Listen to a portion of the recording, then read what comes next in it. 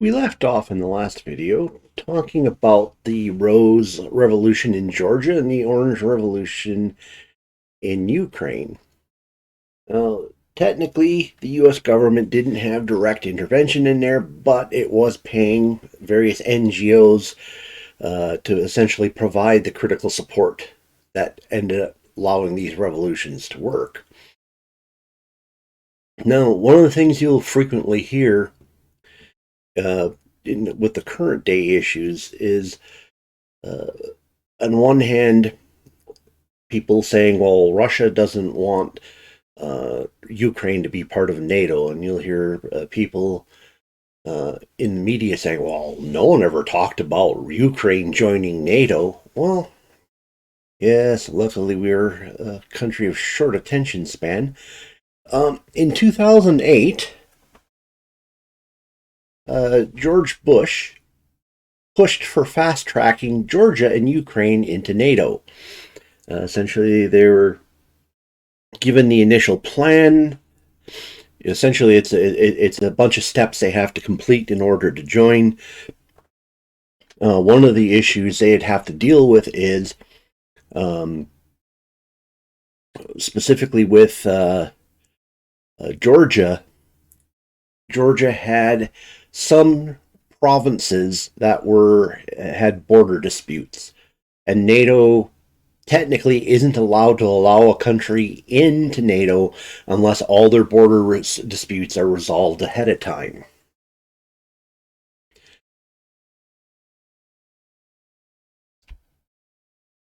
So, talk a little bit about Georgia because it does factor into, because there's actually a lot of parallels. And when we get to the final summation, maybe in a couple of videos from now, we'll end up referring back to Georgia as an explanation for what has happened, and maybe it is a blueprint of what is to come. So, shortly after Georgia has its Rose Revolution, putting in a pro-Western government, and that pro-Western government states that it has a strong desire to join NATO, and George Bush essentially says, yes, we want it to join NATO as well. Russia goes ahead and recognizes breakaway provinces as being essentially independent countries. Now, the South Ossetia region is always kind of interesting because the Ukrainians and the Georgians and Russians had problems with these areas going back quite a long way. In fact, even Stalin gave them semi-autonomy to prevent them from being an area that would be in constant attention.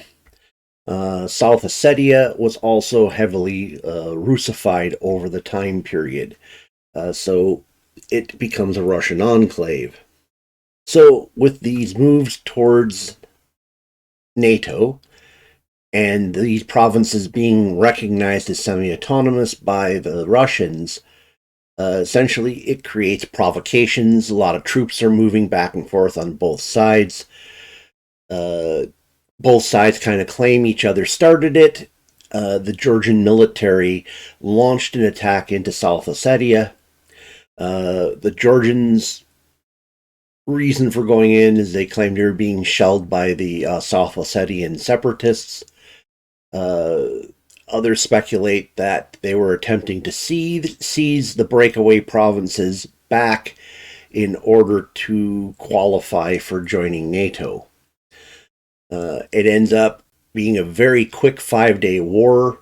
Clearly, the Russians were prepared for it. Either they were attempting to taunt the Georgians into starting things, or the Georgians were attempting to preempt what they saw as a Russian buildup. But ultimately, after a 5-day war, the Russians came in with overwhelming force. They actually attacked all over Georgia, but then withdrew back into the provinces. And today, those provinces are only recognized by Russia as independent countries. But what it ended up doing is it created a disputed area. Georgia had two choices. Either they could permanently cede the territory and say, okay, we're not interested in this any longer ever, and then attempt to join NATO, or they could hope for someday to get a resolution to get the land back that was lost. Now, mind you, these provinces never were fully integrated into Georgia, even during the Soviet era.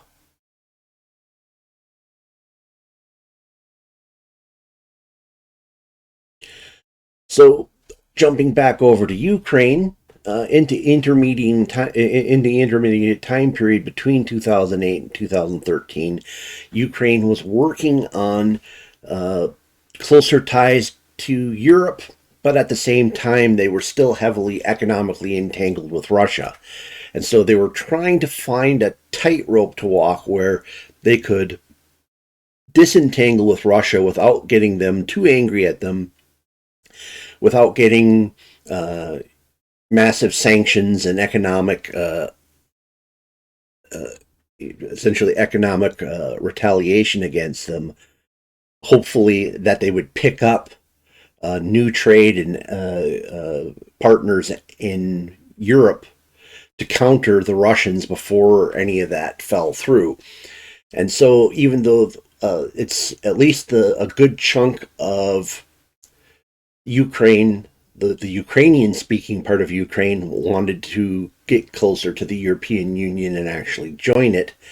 Parliament agreed to it, but their prime minister was kind of jumping back and forth, trying to figure out a way to placate the Russians and get into the EU at the same time. So he was trying to create actually a three-way interface to where Ukraine would be kind of both in Russia's and the European Union sphere, and then they could slowly position themselves over to the European Union. Essentially, though, neither Russia nor the European Union was going to allow them to do it that way. So ultimately, what ends up happening is late in 2013, after what appeared to be them being on the verge of joining the European Union, the Prime Minister pretty much says it isn't happening. Probably he was looking at least it from the economic standpoint, saying we're going to get so pummeled by the Russians trying to pull out of their agreements into the EU that this isn't worth it until we can come up with a better agreement. And there's also the possibility that they may have been given direct military threats at the same time. There's not definitive proof of that. So following that, we end up with the Euromaidan uprising.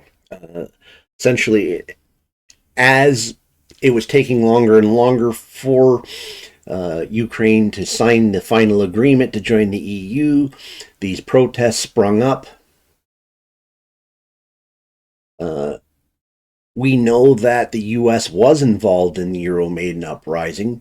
Of phone calls between the U.S. Embassy in Washington, D.C. were leaked, where the U.S. Embassy was directly in the middle of coordinating opposition movements and essentially picking winners and losers in the movement, deciding who would have the most favor with the United States if they were picked as leadership.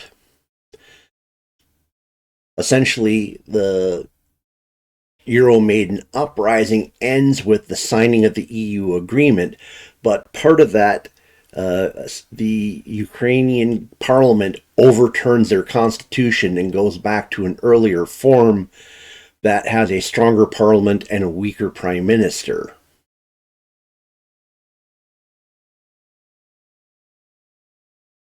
Very shortly after that, we have Crimea falls into Russian hands in March. Now, if you will recall, the Crimea, and I'm going to show you that map I had before, the red areas are areas that are primarily Russian-speaking, the purple areas are where it's about 50-50, and the blue areas are the ones that speak Ukrainian. So Crimea had been heavily Russified over a long period of time. And part of the agreement at the end of the fall of the Soviet Union is there was still Russian occupation in the Crimea. There were Ukrainian naval bases, Russian naval bases in a few joint areas. And that was part of an understanding that had gone back since essentially Ukraine was granted independence. Obviously, at some point, Ukraine was hoping to gain full autonomy over that, and actually, really, nobody expected the Russians ever to grant that. So, the Russian troops were actually already there. And if you can see on the bottom, that white area with that line, that's actually depicting how close Russia is to the Crimea down there. Russia was able to use the troops already there and then reinforce it across the water very quickly. And essentially, it opened with a referendum of the population. The population basically overwhelmingly voted to join the Russian Federation. Now, there's questions about how legitimate the referendum was. It didn't have outside observers or anything else like that. But considering the makeup of the population, although the results of the referendum were probably buffed a bit, it is well within the realm of possibility that a majority, if not even a supermajority, voted to go over to Russia.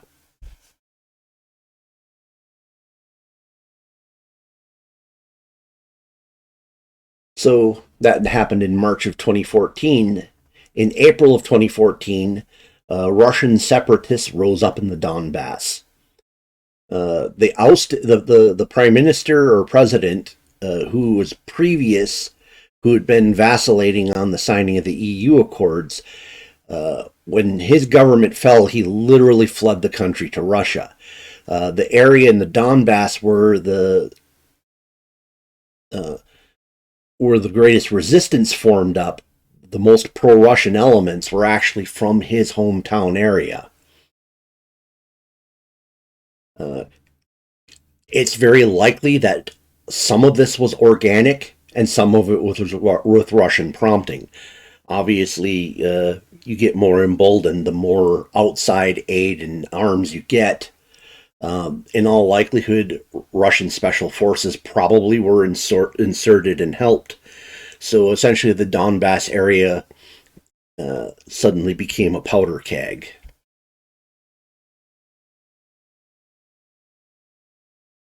Throughout April through June, Ukraine pretty much held the line for fear of drawing in Russia proper. So they kind of let the separatists do their things and they traded back and forth, fire back and forth across a fairly stagnant line. However, by July, the Ukrainians decided they'd pretty much had enough of it. They launched a full-out offensive.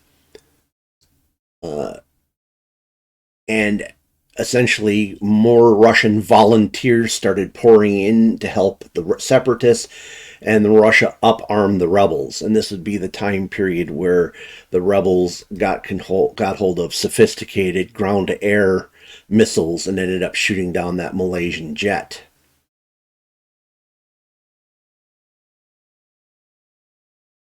By August, the rebels were being pushed back, and it looked like a massive Ukrainian onslaught was going to basically reunite Donbass by force back into the Ukrainian nationality. And this is where the Russians intervened overtly.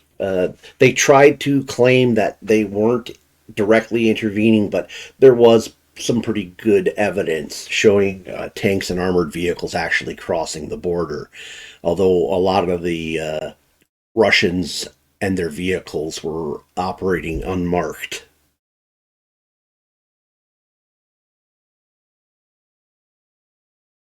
So essentially, this phase ends up ending in September of 2014 with the Minsk I agreement. And it's not going to be the last agreement, but essentially it ends up granting the Donbass autonomy within the Ukrainian Union. The agreement was brokered by the Germans. The language was really badly written. It was not a good agreement because literally none of the sides fully agreed to, once it was over, what all the terminology meant. So we'll get into the end phases of the Minsk Accords and then work our way into the early parts of the Ukrainian-Russian dust-up that we're currently experiencing now. Please smash the like button. Tell me below, is there any of this information new to you? Is there stuff here that you're interested in more information on that I might be able to give you? Please mention that in the comments below.